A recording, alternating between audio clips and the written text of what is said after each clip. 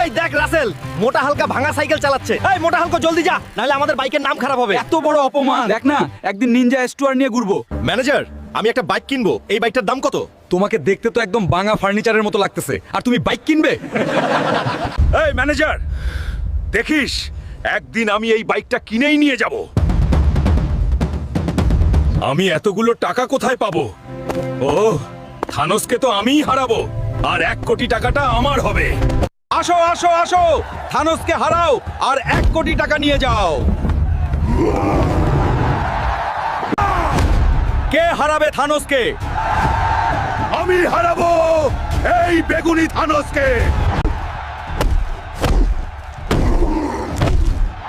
বন্ধুরা, তোমরা সবাই জলদি লাইক, কমেন্ট আর সাবস্ক্রাইব করে দাও, যাতে আমার শক্তি ফিরে আসে আর আমি থানোসকে হারাতে পারি।